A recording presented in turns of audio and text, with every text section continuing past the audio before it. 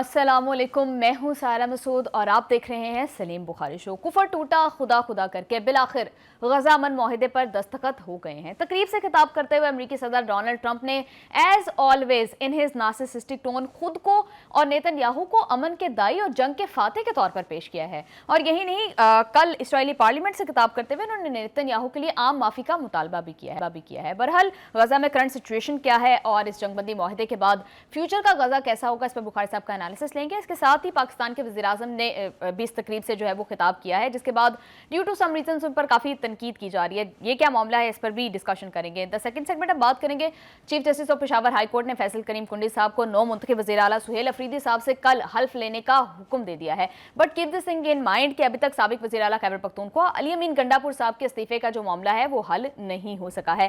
اس کے علاوہ اندر important news ہے کہ علیمہ خان صاحبہ کو انسداد دہشت گردی عدالت نے گرفتار کر کے پیش کرنے کا حکم دے دیا ہے۔ یہ کیا معاملہ ہے، اس پر بھی بخاری صاحب کے ساتھ ڈسکشن کریں گے۔ اینڈ لاسٹلی وزیر اعلیٰ بلوچستان کی جانب سے 17th نیشنل ورک شاپ سے خطاب کرتے ہوئے کچھ اہم باتیں کی گئی ہیں۔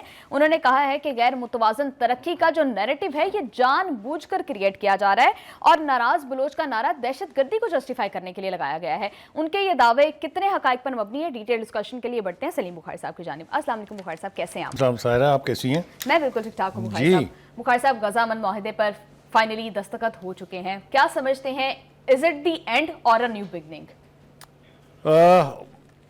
یہ فیصلہ کرنا اس وقت تو ذرا تھوڑا مشکل ہے کہ یہ اینڈ ہے یا بگننگ ہے، کیونکہ جو اس کے کریکٹرز ہیں، اس کے جو مین اسٹیک ہولڈرز ہیں، ان میں سے کافی سارے کو کوئی اعتبار نہیں ہے۔ جی، میں تو ذاتی طور پر پریزیڈنٹ ٹرمپ کو بھی اعتبار کرنے کے لیے تیار نہیں ہوں، کیونکہ وہ بھی صبح شام دوپہر میں 3 دفعہ اپنی پوزیشن بدلنے کے ماسٹر ہیں۔ جہاں تک نیتن یاہو کا تعلق ہے تو وہ تو خیر اپنے لفظوں پر نہ کبھی کھڑا ہوا ہے نہ کچھ، اس کا تو زندگی کا مقصد ہی صرف فلسطین کی قوم کو صفحہ ہستی سے مٹانا ہے۔ لہذا ایسے بندے کے بارے میں بہت سوچ سمجھ کے بولنا ہوگا۔ دیکھیے، اس امن معاہدے نے نیتن یاہو کو اچانک مجرم سے ہیرو بنا دیا ہے۔ یس، ایگزیکٹلی۔ بہت تکلیف کے ساتھ میں یہ سب کچھ کہہ رہا ہوں کہ ایک ایسا شخص جس کو عالمی عدالت انصاف، ہماری کسی عدالت نے نہیں، فلسطین کی کسی عدالت نے نہیں، international criminal court of justice نے کہا کہ یہ مجرم ہے جینوسائیڈ کا، نسل کشی کا، اور کہا کہ اس کو فوری طور پر گرفتار کر کے پیش کرنا چاہیے عدالت میں، وارنٹ گرفتاری جاری کر دی ہے۔ جی، اس کو ٹرمپ صاحب جو ہیں وہ ہیرو بنا کے پیش کر رہے ہیں۔ مجھے ان سب لیڈروں کی عقل کا ماتم بھی کرنا ہے آج، جو نیتن یاہو کی اس آواز میں آواز ملا کے یہی ترانہ گا رہے ہیں۔ تو ایک عجیب قسم کا ڈویٹ گایا جا رہا ہے وہاں، جس کے اوپر میں تفصیل سے بات کرنا چاہوں گا بعد میں۔ جی، دیکھیے، گزارش یہ ہے کہ ایسے لگ رہا ہے جیسے انسانیت کے اس قاتل نے کوئی بہت بڑا مارکا سر انجام دے دیا ہے۔ آپ یہ دیکھیے کہ یہ نیتن یاہو اور یہ پورا ویسٹرن میڈیا وہ کیا کہہ رہے ہیں کہ جی اب یہ معاہدہ جو ہے وہ اسرائیل کی کیبنٹ اس کی اپروول دے گی۔ ذرا آپ اندازہ کیجئے، جو مجرم ہے انسانیت کا، جو جینوسائیڈ کا مجرم ہے، یہ اس کی کابینہ کی مرضی پر ہے کہ وہ اس معاہدے کو تسلیم کریں یا نہ کریں۔ تو جیتا کون؟ جی، جتوایا کس کو گیا؟ بالکل 2 سال کی نسل کشی اگر ختم کر دے تو ان کو امن کے ہار تو نہیں پہنائے جا سکتے۔ دیکھو یار، مجھے اس تقریر پر بھی بہت اعتراض ہے جو نیتن یاہو کے یعنی اس کی شان میں جو ترانہ ٹرمپ نے پڑھا، چاہے وہ پارلیمنٹ کی سپیچ تھی، چاہے وہ معاہدے کے اوپر دستخط ہونے کے بعد کی تقریر تھی، دونوں ہی موقع کے اوپر جو کچھ انہوں نے کہا اس میں بہت ساری قابل اعتراض باتیں ہیں، لیکن کسی ایک لیڈر نے سوائے ایک ایکسیپشن کے کسی ڈیسنٹ کا یعنی اختلاف کا اظہار کرنے کی ضرورت نہیں کی، اور ان کی جو ہے وہ ان کو خراج تحسین پیش کیا جانا چاہیے۔ ترک صدر اردوغان جو اس معاہدے پر دستخط کرنے کی تقریب کے لیے شرم الشیخ پہنچے تھے، انہیں جب پتہ چلا کہ نیتن یاہو بھی آ رہے ہیں اس میں شرکت کرنے کے لیے، تو انہوں نے لینڈ کیا ہوا جہاز کو لینڈ نہیں کرنے دیا، بلکہ اوپر چکر لگانا شروع کر دیے کہ اگر وہ آ رہا ہے تو میں واپس جا رہا ہوں۔ یہ ہوتی ہے جرأت۔ لیکن بخاری صاحب، آپ کو نہیں لگتا کہ اسٹریٹجی تھوڑی غلط تھی؟ اگر اسرائیل کو پابند بنایا جاتا کہ وہ اس میٹنگ میں آئے اور اس معاہدے پر دستخط کرے تو it could have been better. دونوں اس کے آسپیکٹ ہیں، جی، لیکن پہلی بات تو یہ ہے کہ نیتن یاہو دستخط کرے یا نہ کرے، اس کا اعتبار نہیں ہے کسی کو بھی۔ اس کے دستخط کرنے یا نہ کرنے سے کچھ نہیں ہوتا۔ کیا اوسلو ایکارڈ ان کی مرضی سے نہیں ہوا تھا؟ جی، تو اوسلو ایکارڈ کی کتنی رسپیکٹ کی انہوں نے؟ کیا کیمپ ڈیوڈ ایکارڈ جو ہے وہ اسرائیل کی لیڈرشپ کی مرضی سے نہیں ہوا تھا. کسی نے اس کو رسپیکٹ کیا, کسی نے مانا اس کو. جہاں جہاں داؤ لگا, جب جب موقع ملا, انہوں نے فلسطین کی نسل کشی کرنے کا کوئی موقع ہاتھ سے جانے نہیں دیا. آگے چلتے ہیں. اسرائیلی میڈیا بھی یہی بہانہ بنا رہا ہے کہ ترک صدر کو اوائڈ کرنے کے لیے شاید وہ نہیں آئے. آپ کو کیا لگتا ہے کہ واقعی ایسا ہے یا نیتن یاہو اس پر کسی اور ریزنز کی وجہ سے نہیں آئے؟ دیکھیے, اگر انہوں نے ترک صدر نے ان کے بچے تو نہیں مارے ہوئے نا. ترک صدر نے صرف ایک موقف اختیار کیا ہوا ہے ان پالیسیز کے خلاف جس کے نتیجے میں نسل کشی ہوئی ہے وہاں فلسطینیانز کی. اس میں تو کوئی خرابی نہیں ہے نا جی. دوسری بات یہ ہے کہ جیسا میں نے کہا, لیڈرشپ جانی جاتی ہے وائس آف ڈسینٹ سے. جی بخاری صاحب, یہ پاکستان کی تعریف بھی کر رہے ہیں اور اس کے ساتھ نیتن یاہو کی کافی ساری تعریفیں انہوں نے جو ہے وہ کی ہیں, لیکن اور اپنی تعریف کر رہے ہیں. بخاری صاحب, آپ نے جیسے بھی نیتن یاہو کے بارے میں کہا کہ آؤٹ آف نو ویئر وہ ایک وار ہیرو بن گئے ہیں. اب سیم جو ہے ڈونلڈ ٹرمپ اپنے بارے میں کلیم کر رہے ہیں کہ انہوں نے 7 کے بعد اب یہ 8ویں جنگ رکوا دی ہے. بخاری صاحب, ان 2 سالوں کا کیا کہ جب اتنے بلین آف ڈالرز امریکہ بھیجتا رہا اسرائیل کو اور وہ اس جینوسائیڈ میں استعمال ہوئے ہیں؟ پہلی بات تو یہ ہے کہ میں اس سوال کا جواب دینے سے پہلے چاہوں گا کہ درخواست کریں گے اپنے پروڈیوسر سے کہ ہمارے پرائم منسٹر صاحب نے مثال قائم کی ہے. جی بخاری صاحب, آپ کو واقعی لگتا ہے کہ نوبل پیس پرائز کے لیے ان کو اگین نامنیٹ کرنے کی ضرورت ہے؟ میرے خیال سے ہمارے پرائم منسٹر سے وہ لوگ زیادہ عقل مند تھے جنہوں نے نہیں دیا اس کو. جی, یعنی وینزویلا کی ایک لیڈر آف دا اپوزیشن کو دے دیا ہے, اس کو نہیں دیا because he never deserved it. I tell you why. میرا اپنا پوائنٹ آف ویو نہیں ہے یہ, میں حقائق رکھنا چاہتا ہوں اپنے ناظرین کے سامنے بھی کہ فیصلہ کیجئے. ایک سانس میں وہ یہ کہہ رہے ہیں کہ نیتن یاہو مجھے فون کرتا تھا اور میں مہلک ترین ہتھیار اس کو جو ہے فراہم کر دیتا تھا, اور پھر وہ اس سے آگے جاتے ہیں اور یہ کہتے ہیں کہ مجھے بڑی خوشی ہے کہ اسرائیل نے وہ ہتھیار بہت اچھی طرح سے استعمال کیے ہیں.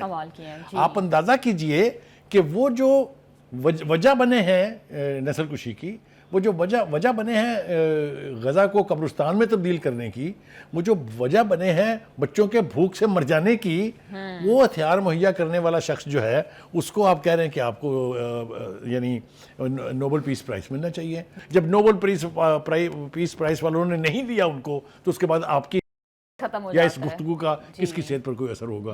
تو یہ میرے لیے بہت شرمناک لمحہ تھا. میں ایمانداری سے یہ فیل کرتا ہوں, اور ہم ہاتھ باندھ کے ان سے درخواست کریں گے کہ خدا را آئندہ مت کیجیے گا ایسا. کوئی تھوڑی سی پاکستانی قوم کی عزت. کیا آپ کو لگتا ہے کہ پرسنل لنکس ڈونلڈ ٹرمپ کے ساتھ بہتر کرنے کے لیے یہ کیا گیا ہے؟ دیکھیے, لیڈرز جب انٹرنیشنل فورمز پر جاتے ہیں تو وہاں پرسنل لائف اور پرسنل چوائس کچھ نہیں ہوتی. You are representing a nation. آپ کا ہر ایکٹ جو ہے that will be seen as representative of the Pakistani nation. خدا کے واسطے پرائم منسٹر صاحب ہمیں اس ذلت سے مزید ضرور بچائیے گا. آگے آ جائیں جناب. قبلہ ٹرمپ 67,000 فلسطینیوں کی شہادت کا ذمہ دار ہے, کیونکہ اس جنگ میں تیزی آئی ان کے صدر بننے کے بعد. ان ہتھیاروں پر جن پر پابندی لگائی ہوئی تھی جو بائیڈن نے, آپ نے وہ پابندی اٹھائی اور یہ یقینی بنایا کہ ایک ہفتے کے اندر اندر وہ ہتھیار جو ہیں وہ اسرائیل کو پہنچ جائیں. اور صرف یہی نہیں بخاری صاحب, ایران پر بھی دونوں نے مل کے جارحیت کی تھی. بڑے فخر سے وہ کہتا ہے کہ ہم نے ایران کے اوپر حملے کر کے ایسی کی تیسی کر دی ان کی, اور یہ سارے جو ہیں کھڑے ہوئے وہاں تماشا کر رہا ہو اور لوگ تالیاں بجا رہے ہوتے ہیں نا. یہ اس قسم کا منظرنامہ تھا مجھے. کسی اور ملک نے, ایون عرب کنٹریز جہاں پر زیادہ سٹیکس ہیں امریکہ کے, ان میں سے کسی نے اس طرح کی کوئی بات نہیں کی. میں نے آپ سے عرض کیا مجھے تکلیف کاہے کے لیے ہے, میں نے تو کچھ نہیں بگاڑا نا انہوں نے. میرا نہیں خیال کہ اس کی کوئی ضرورت تھی. اور پھر میں بات کہہ رہا ہوں, اس کی کریں آپ جس نے کوئی بھلا کیا ہو فلسطینیوں کا. یہ جو جنگ بندی کا معاہدہ ہوا ہے, اس کی اگر آپ وجوہات میں جائیں تو یہ کمپلشن تھی امریکہ کی بھی اور اسرائیل کی بھی. اور جس طرح کا بخاری صاحب معاہدہ کیا گیا اس میں تو ابھی بہت ساری چیزیں, جو بہت سارے لوپ ہولز ہیں, بہت ساری ریزرویشنز ہیں. بخاری صاحب at the same time Donald Trump بھی جو ہے وہ فیلڈ مارشل کی اور وزیر اعظم کی کافی تعریفیں کر رہے ہیں, تو یہ بڑھتی قربتیں پاکستان کو سوٹ نہیں کرتی. دیکھیے, یہ قربتیں نہیں ہیں. ہم نے امریکن لیڈرشپ کو, سکسیسو لیڈرشپ کو بار بار آزمایا ہوا ہے. ان کا مائنڈ سیٹ تبدیل نہیں ہو سکتا. American policy makers are dominated by the Zionist and the Jews, and they consider Pakistan as enemy number 1. میں نے کئی دفعہ اپنے پروگرام میں بتایا ہے, بن گورین سے شروع ہو جائیں اور آج تک, وہ صرف ایک ملک کو تباہ کرنے کی باقاعدہ اعلان کرتے ہیں اور وہ پاکستان ہے. کہنے کا مطلب یہ ہے, وہ تو اللہ کا شکر یہ ہے کہ ہمارے جو ڈیفنسز ہیں وہ اب اتنے مضبوط ہیں کہ ایک باقاعدہ پلان بنا کے 2022 میں اسرائیل, انڈیا اور امریکہ نے پلان بنایا تھا.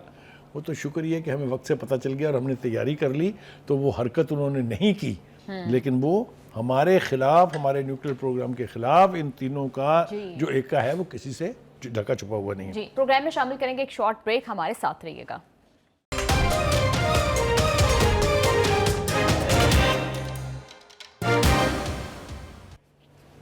ویلکم بیک ٹو دا شو۔ بھائی صاحب، ابھی ساری سچویشن میں ڈونلڈ ٹرمپ نے ایک اور بڑا عجیب سا جو ہے وہ مطالبہ کر دیا ہے کہ نیتن یاہو کو عام معافی دے دی جائے۔ کیا لگتا ہے اس پر عالمی دنیا کا کیا ری ایکشن ہوگا؟ اس طرح کے کوئی اقدام آپ دیکھ رہے ہیں؟ دیکھیے، ان کا یہ کہنا کہ ان کو عام معافی دے دی جائے، یہ انٹرنیشنل آڈینس کے لیے نہیں تھا، یہ پارلیمنٹ کی سپیچ ہے ان کی، اور چونکہ ان کے اوپر کرپشن کے کیسز ہیں اور یہ کیسز ان کو بھگتنے ہیں، بہت کوششوں کے باوجود بھی سپریم کورٹ نہیں مانی کہ ان کیسز کو ختم کر دیں۔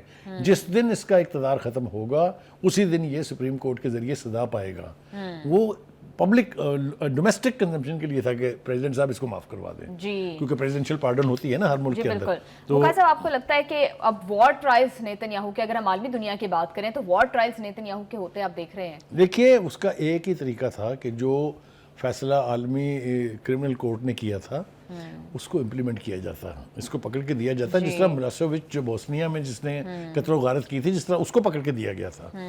یہ کبھی ہوگا یا نہیں ہوگا میں اس کو تو یقین سے نہیں کہہ سکتا، لیکن مجھے جس بات کا افسوس ہے وہ یہ 67,000 people have been killed ruthlessly in cold blooded murder۔ اس کا کوئی کسی کا حساب ہی نہیں ہونا اس کے اوپر۔ یعنی یہ معاہدہ جو ہے اس کو تمام مسلم لیڈروں نے یہ سمجھ لیا ہے کہ یہ ازالہ ہو گیا ان کا، جو 67 لوگ انہوں نے شہید کیے ہیں اور 2 لاکھ انہوں نے زخمی کیے ہیں۔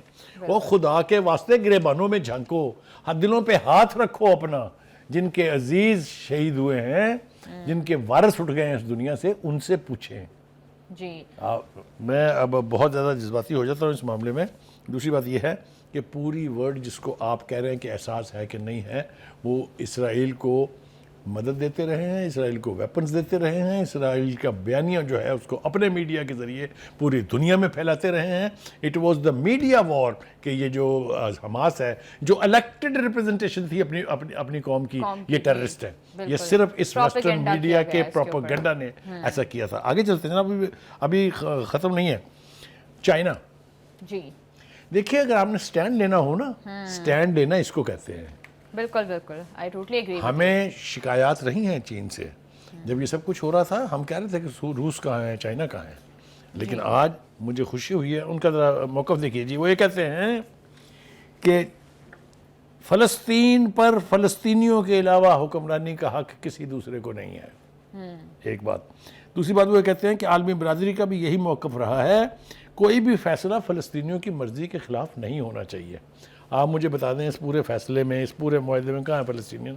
کوئی ریپرزنٹیشن نہیں ہے۔ ٹھیک ہے، لیکن حماس کے اوپر پریشر اتنا تھا، حماس کے اوپر پریشر ٹرمپ کا اور یاہو کا تو جو تھا سو تھا، مسلم کمیونٹی کا جو 8 عرب ممالک تھے جن میں ہم بھی شامل تھے، عرب اور مسلم ممالک، ان کا بھی پریشر تھا کہ مانیں گے، تو یہ پریشر کے تحت یہ فیصلہ کرایا گیا ہے۔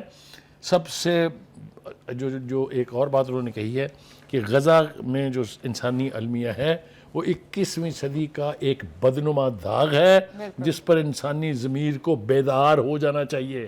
جی بخاری صاحب، لیکن یہ الفاظ کی حد تک تو بہت سٹرونگ ورڈز ہیں، لیکن آپ کو لگتا ہے کہ China can practically do some thing? دیکھیے، انٹرنیشنل پالیٹکس میں چائنا کا رول تو ہے، اس کے پاس ویٹو پاور ہے، وہ بھی یونائٹڈ نیشن میں بیٹھا ہوا ہے۔ اگر فلسطینیوں کے حق میں کوئی ریزولوشن پاس نہیں ہو سکتی تو نیتن یاہو کے حق میں بھی کوئی ریزولوشن پاس نہیں ہو سکتی، because China and Russia are sitting there. تو کہنے کا مطلب یہ ہے کہ اس وقت کسی کو بھی انٹرنیشنل پریشر کی بجائے فلسطینیوں کے دکھ میں شریک ہونا چاہیے، ان کے درد کو محسوس کرنا چاہیے۔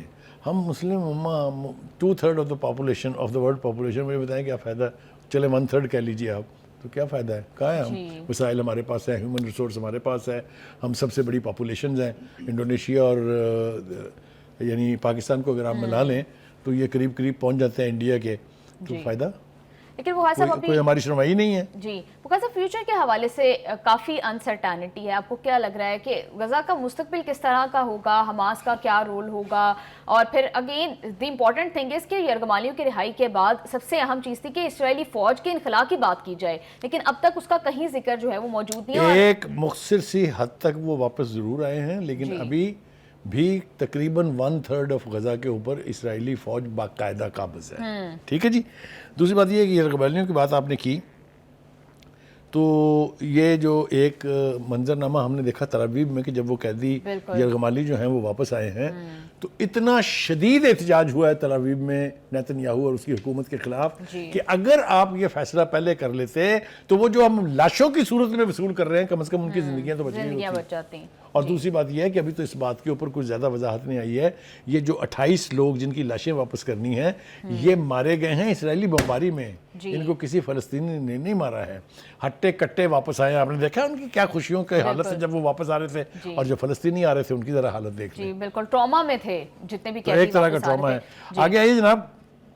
بالکل بخاری صاحب مجھے یہ بتائیے گا کہ جس طرح سے مظاہرے ہو رہے ہیں, یہ بھی اسرائیل کے اندر اس بات کا ادراک بھی ہے کہ وہ کہہ رہے ہیں کہ نیتن یاہو نے اپنی سیاست کی خاطر جو ہے وہ اس جنگ کو طول دی اور ان جو ہے یہ یرغمالیوں کو یرغمال بننے دیا. دیکھیے اگر نیتن یاہو کو اپنی حکومت برقرار رکھنا مقصود نہ ہوتا تو یہی معاہدہ بہت پہلے ہو سکتا تھا.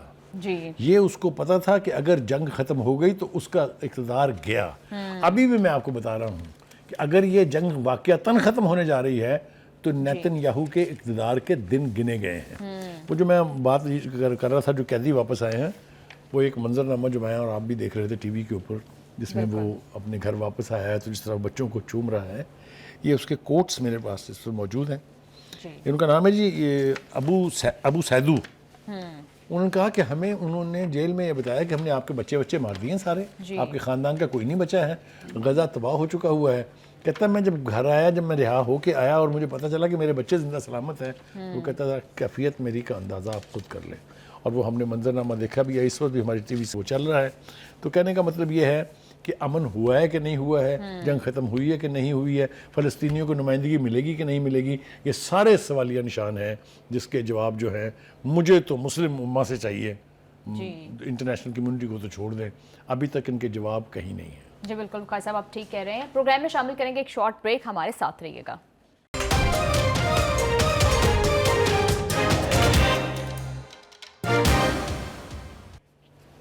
ویلکم بیک ٹو دا شو. بخاری صاحب, سہیل افریدی صاحب کی حلف برداری کے لیے پی ٹی آئی کی جانب سے پشاور ہائی کورٹ کو رجوع کر دیا گیا ہے, کیونکہ ان کی جانب سے اعتراض کیا جا رہا ہے کہ فیصل کریم کنڈی صاحب جان بوجھ کر ڈیلنگ ٹیکٹکس جو ہے وہ یوز کر رہے ہیں. کیا رائے ہے آپ کی اس معاملے کے اوپر؟ دیکھیں پہلی بات تو یہ ہے کہ کسی قسم کی تاخیر ہونی نہیں چاہیے تھی, یہ بالکل انکانسٹیٹیوشنل ہے. اور آپ نے دیکھا کہ بلاول بھٹو زرداری نے جس طرح سے تائید یعنی حکم دیا ہے ان کو جو گورنر ہے وہاں کے کہ فوری طور پر وہاں پہنچیں, کیونکہ آئینی تقاضا یہ ہے کہ آپ اوتھ لیں. میں سمجھتا ہوں لوڈ کرنا چاہیے بلاول بھٹو زرداری کے اس ریئیکشن کو. ایک بات. دوسری بات یہ ہے کہ مجھے یہ سمجھ میں نہیں آتی کہ ان کو جلد بازی کاہے کی تھی. اوتھ تو ہونا تھا نا, اوتھ تو کوئی روک ہی نہیں سکتا نا, الیکٹ ہوا ہے باقاعدہ ایک پروسیس کے تحت, آج نہیں کل نہیں پرسوں اوتھ تو لینا پڑے گا. دوسری بات یہ ہے کہ مجھے یہ سمجھ میں نہیں آتی کہ پی ٹی آئی کو جلد بازی کاہے کی تھی. بھئی آپ کی اسمبلی میں اکثریت مستند ہے کہ آپ کے پاس 2/3 میجورٹی ہے, آپ کو پریشانی ہونی نہیں چاہیے کسی بات کی بھی. لیکن بہرحال وہ شاید ایک ہی وجہ ہو سکتی ہے اس پریشانی کی, کیونکہ ہم سنتے آئے ہیں کہ جی گورنر راج کی باز گشت جو ہے وہ وہاں سنائی دے رہی ہے, لہٰذا ان کا خیال ہوگا کہ جلدی جلدی حکومت بنائیں. فیصل کریم کنڈی صاحب نے جو تاخیر کی ہے, کیا اس کی وجہ بھی یہی ہے؟ ہاں میرے خیال سے ایک لحاظ سے آپ کہہ سکتے ہیں کہ اس کی بھی وجہ یہی ہے. وہ ہوپ فل ہو گئے کہ شاید گورنر راج کی نہیں, ایسا کچھ ہے نہیں, کیونکہ اگر لگنا ہوتا تو جو کچھ اب تک پی ٹی آئی وہاں کر چکی ہے وہاں گورنر راج لگ جانا چاہیے تھا. ایک بات. دوسری بات یہ ہے کہ یہ ہم بالکل یہ کہہ رہے ہیں, مگر جو چند باتیں لوگوں کی سمجھ میں نہیں آ رہی ہیں اور خاص طور سے پی ٹی آئی کی سمجھ میں نہیں آ رہی ہیں, وہ جو ہے اس کے اوپر ذرا تھوڑا سا گفتگو کرنا بہت ضروری ہے. ایک تو جیسا میں نے کہا کہ یہ ان کا رائٹ ہے, ان کو حلف لینا چاہیے, لیکن یہ جو سلمان اکرم ڈالا صاحب ہیں وہ تھوڑا سا وہ کبھی نہ کبھی پٹڑی سے اتر جاتے ہیں, اور پھر اتنا اتر جاتے ہیں کہ ٹریک شرک سب کچھ بھول جاتے ہیں. ان کی 2-3 باتیں جو ہیں ان کے اوپر تبصرہ کرنا بہت ضروری ہے. ایک تو انہوں نے کہا کہ ہم افغانستان کے ساتھ معاملہ طے کیے بغیر نہیں رہ سکتے. ذرا لہجہ ملاحظہ ہو، اور جب تک یہ بات چیت نہیں کریں گے امن نہیں ہو سکتا. ٹھیک ہے جی. افغانستان سے امن کی گفتگو کرنا آپ کا کام نہیں ہے. یہ کئی بار ہم پہلے بھی کہہ چکے ہیں. علی امین گنڈاپور کو بھی ہم نے بہت دفعہ یہ کہا تھا کہ بھائی یہ جو انٹرنیشنل افیئرز ہوتے ہیں یہ مرکز کے ذمے ہوتے ہیں. جو بارڈر سیکورٹی ہوتی ہے یہ پاکستان کے مسلح افواج کے ذمہ ہوتی ہے. آپ اپنی چونچ اس سے باہر رکھیں تو زیادہ بہتر ہے. ابھی بھی یہ ایک سلمان اکرم راجہ کو میں اور کچھ سمجھتا ہوں یا نہیں سمجھتا ہوں، میرے خیال سے انہوں نے قانون پڑھا ہوا ہے، ان کو قانون کا تو ادراک ہوگا. جی وقار صاحب، کل جب انہوں نے کے پی اسمبلی سے خطاب کیا سہیل افریدی صاحب نے بھی، تو انہوں نے بھی بہت ساری ایسی باتیں کی افغان پالیسی کے اوپر. انہوں نے کہا کہ اور آپریشنز کے اوپر انہوں نے کہا کہ وہاں کے جو عوام ہیں، جو اسٹیک ہولڈرز ہیں، ان کے ساتھ مشاورت کرنی چاہیے. آپ کو لگتا ہے کہ وفاق اس پر جو ہے وہ مذاکرات کرے گا اور بات چیت سے کوئی ایک مشترکہ پالیسی، ایک مڈل وے نکالا جائے گا؟ وہ یہ مشورہ دے رہے ہیں ہمیں کہ افغانستان ہمارے بارڈر پر حملہ کر دے، وہاں سے لوگ آ کے ہمارے لوگوں کو شہید کر کے چلے جائیں. ہمیں ان سے بات چیت کرنی چاہیے. وہ ہمیں گولیاں مارے ہیں، وہ ہماری سرحدوں کے اوپر توپوں کے رخ ہماری طرف کر دیں اور توپیں چلانی شروع کر دیں. ہمیں ان سے بات چیت کرنی چاہیے. یہ انتہائی معذرت خانہ اور بڑا گھٹیا رویہ ہے. ایز اے پاکستانی میں ذمہ داری سے یہ کہہ رہا ہوں. جی لیکن بخاری صاحب ایسا ہے کیوں اتنی زیادہ جو ہے وہ ہمدردی ہے؟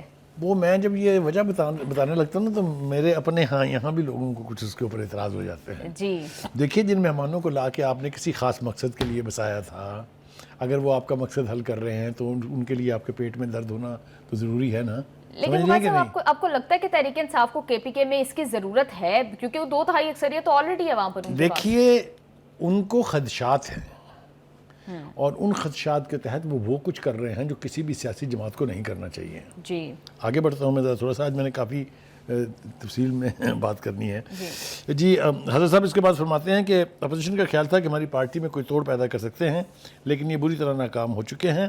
اپوزیشن بچگانہ باتیں کر رہی ہے، جمہوری عمل بہت آگے بڑھ چکا ہے. او بھائی میرے، میں آپ کی عقل کا ماتم کرنے کے علاوہ اور کچھ نہیں کر سکتا. اور اس کی وجہ یہ ہے کہ اگر میں الیکشن کمیشن کا فیصلہ مانوں، اگر میں سپریم کورٹ کا فیصلہ مانوں، تو اب تو پارلیمنٹ میں آپ اپنے آپ کو پی ٹی آئی بھی نہیں کھلوا سکتے. یہ تو آپ کا حال ہے.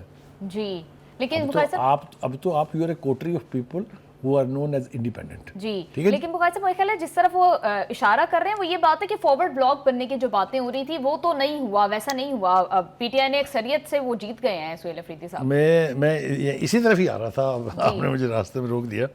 اچھا جی، جیسا میں نے کہا کہ پارلیمنٹ کے اندر آپ کی جو آئینی صورتحال ہے وہ سب کے سب پاکستان میں اتنی باقاعدہ سیاسی جماعتیں نہیں ہیں جتنے گروپ ہیں پی ٹی آئی میں. چاہے وہ وکلا کے گروپ ہیں تو اس میں بھی دھڑے ہیں. ایک بی بی کا گروپ ہے، ایک باجی کا گروپ ہے، ایک پرانوں کا گروپ ہے، ایک نیو کا گروپ ہے. بھائی آپ کو کسی کو توڑنے کی ضرورت کاہے کے لیے پیش آئے گی؟ آپ کو توڑنے کی ضرورت نہیں. آپ تو ٹوٹ کے ریزہ ہوتے جا رہے ہیں خود اپنی حماقتوں کی وجہ سے. کسی کو میں اس کا کریڈٹ نہیں دینا چاہتا کہ پی ٹی آئی کسی نے توڑی ہے. انہوں نے اگر توڑی ہوتی تو پھر آپ کا وزیر اعلیٰ 90 ووٹ لے کے کامیاب نہیں ہوتا. لہٰذا یہ متھ بھی بریک ہو گئی ہے کہ اسٹیبلشمنٹ چاہ رہی ہے یا حکومت چاہ رہی ہے کہ ان کی پارٹی جو ہے وہ اس کا نامینیٹڈ چیف منسٹر الیکٹ نہ ہو. تو یہ ساری چیزیں جو ہیں یہ ایک طرف چلی گئی ہیں. آگے انہوں نے یہ کہا ہے کہ اسلام آباد کی طرف مارچ کرنے کا ہمارا کوئی ارادہ نہیں. کیوں بھائی؟ بنائے نا ارادہ. پہلے بھی تو کیا نا 4-5 دفعہ مارچ. تو کیا ملا؟ اب تو بندے نہیں آتے آپ کے پاس. آپ ارادہ بنا بھی لیں تو کچھ سے کیا ہوگا. تو انہیں نا تھوڑے سے زمینی حقائق کو سامنے رکھ کے بات چیت کرنی چاہیے، ورنہ ان کو سوائے امبیرسمنٹ کے اور کچھ نہیں ملے گا. جی بخاری صاحب، ابھی سابق وزیر اعلیٰ علی امین گنڈاپور صاحب کے استعفے کا جو معاملہ ہے وہ ابھی تک بیچ میں لٹکا ہوا ہے. اس کا کوئی حل جو ہے وہ ابھی تک نہیں دیکھا جا رہا. P T I bar bar article 130 کا حوالہ دے رہی ہے اور وہ کہہ رہی ہے کہ جب سی ایم صاحب ریزائن کر دیں تو وہ مستعفی ہو جاتے ہیں. Governor accept. دیکھیے، دونوں ہی سائیڈوں کے لیے آرگومنٹ سٹرونگ ہے. جی پہلی بات تو یہ ہے کہ جب چیف منسٹر ریزائن کرتا ہے پھر اس کے بعد ایک نوٹیفیکیشن جاری ہوتا ہے جس کے بعد کابینہ جو ہے تحلیل ہو جاتی ہے. یہ تو نہیں ہوا. کابینہ بھی انٹیکٹ ہے اور چیف منسٹر بھی جب تک نیا حلف نہیں لے لے گا اس وقت تک چیف منسٹر ہے. جی تو ایک سیٹ آف آرگومنٹ تو یہ ہے. دوسرا سیٹ آف آرگومنٹ یہ ہے کہ جی وہ الیکشن ہو گیا تو بس ٹھیک ہے جی، اب کسی چیز کی ضرورت نہیں ہے. یہ حکومت سازی ہے، یہ رموز سلطنت ہیں. یہ آپ کی پارٹی نہیں ہے جس میں آپ جو مرضی کریں. تو ایک آئینی طریقے سے تو آپ کو بڑھنا پڑے گا نا اس طرف. ٹھیک ہے. اب جیسا کہ کورٹ نے کہہ دیا کہ جناب کل حلف ہوگا، ابھی ایک اور پارٹی عدالت گئی ہوئی ہے ہاں جی JUI بھی یہ معاملہ لے کے عدالت گئی ہوئی ہے کہ جناب یہ الیکشن ہی غلط ہوا ہے. بخاری صاحب کیا آپ اتفاق کرتے ہیں اس بات سے کہ الیکشنز جو ہیں وہ غلط طریقے سے ہوئے ہیں یا غیر آئینی طریقے سے ہوئے ہیں؟ دیکھیے ہر پارٹی کے پاس اپنا آرگومنٹ ہے, ٹھیک ہے.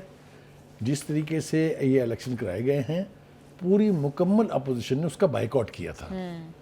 جس الیکشن کا بائیکاٹ ہونے سے پہلے کر دیا جائے اس کے بارے میں پھر یہ رائے قائم کر لینا کہ یہ پروسیجر جو ہے پورا اڈاپٹ نہیں ہوا ہے, جی تو مطلب ہر قسم کی رائے جو ہے وہ ہمارے سامنے آ رہی ہے, فور بھی ہے اگینسٹ بھی ہے. ہاں کچھ ایسی باتیں بھی ہو رہی تھی بخاری صاحب کہ علی امین گنڈا پور صاحب کو آپشن دی گئی ہے کہ اگر وہ چاہتے ہیں تو یہ معاملہ ڈیلے ہو سکتا ہے, اور پھر یہ بھی کہا گیا کہ شاید فیصل کریم کنڈے صاحب بھی اسی جو ہے وہ طرز پر چل رہے ہیں اور یہی کرنے کی کوشش کر رہے ہیں. دیکھیے علی امین گنڈا پور یہ مانے یا نہ مانے, کیونکہ آج کل تو وہ یہ بیانات دے رہے ہیں نا کہ میں I am the greatest loyalist to Khan صاحب, ٹھیک ہے. حالانکہ ان کی چھٹی اس لیے ہوئی ہے کہ انہوں نے خان صاحب کی بات نہیں مانی تھی. لیکن نا یہ اس قدر کنٹراڈکشنز ہیں, مجھے بتائیے کیوں ہٹایا گیا ان کو؟ کہ اوبویسلی آپریشنز پر پالیسی جو ہے وہ ٹھیک ہے, خان صاحب سے اور نئے کو کیوں لایا گیا؟ کیونکہ وہ کہتا ہے میں تو نہیں ہونے دینا آپریشن. حالانکہ وہ کیا پردی کا شوربہ. جب حکومت پاکستان فیصلہ کر لے گی, جب سیکورٹی ایجنسیز کو یہ کام تفویض کر دیا جائے گا, پھر آپ میں کہاں ہمت ہے ان کو روکنے کی؟ ہو نہیں رہا آپریشن وہاں تو روکے نا. لیکن بخاری صاحب جو سہیل افریدی صاحب ہیں وہ یہ اعتراض بھی اٹھا رہے تھے کہ 14,000 سے زائد تقریباً آپریشنز ہو چکے ہیں لیکن دہشت گردی کا خاتمہ نہیں ہو سکا ہے, تو ان کا پوائنٹ آف ویو ہے کہ شاید آپریشنز حل ہی نہیں ہے اس کا. دہشت گردی کا خاتمہ نہ ہونے کی بنیادی وجہ یہ ہے, میں ذمہ داری سے کہہ رہا ہوں, کہ ایک تو وہاں کی قبائلی عوام میں سے ان کی سہولت کاری ہو رہی ہے. حکومت خود ذمہ دار ہے سہولت کاری کرنے کی. یہ جو چیف منسٹر صاحب بنے ان کے اوپر ایک سب سے گہرا الزام یہ ہے کہ جن لوگوں کے خلاف آپریشن ہوتا تھا آپ ان کو کمپنسیٹ کرنے کے لیے پیسے دینے پہنچ جاتے تھے, اور ان کی وجہ شہرت اور بھی بہت ساری چیزیں ہیں. ہیونگ سیڈ آل دس, کوئی بھی سین آدمی کانسٹیٹیوشنل پروسیس پر عمل نہ ہونے کی مخالفت نہیں کر سکتا. جی بخاری صاحب علیمہ خان صاحبہ کو بھی انسداد دہشت گردی عدالت نے جو ہے وہ گرفتار کر کے پیش کرنے کا حکم دے دیا ہے, یہ کیا معاملہ ہے؟ دیکھیے گزارش یہ ہے, آپ کو نا پھر 9 مئی میں جانا پڑے گا, آپ کو پھر 26 نومبر میں جانا پڑے گا. جب یہ احتجاج کے لیے قوت کے ساتھ نکلتے تھے تو ان کو تو اللہ یاد نہیں رہتا تھا, باقی تو چھوڑ دیں آپ. تو اس وقت کی جو نعرے بازی تھی, اس وقت جو مظاہروں کو لیڈ کیا گیا تھا, اس کا حساب کسی نے تو لینا ہے نا. میرا خیال یہ ہے کہ ان کو پیش ہو جانا چاہیے تھا, کیونکہ ان کا پیش نہ ہونا ان کے خلاف جائے گا, ان کے حق میں نہیں جائے گا. آپ عدالت میں مقدمات کو فیس کریں, اگر وہ جعلی ہیں تو ختم ہو جائیں گے نا. جعلی مقدمے میں تو آپ کو کوئی سزا نہیں دے سکتا. جی بخاری صاحب بالکل ٹھیک کہہ رہے ہیں. پروگرام میں شامل کریں گے ایک شارٹ بریک, ساتھ رہیے گا.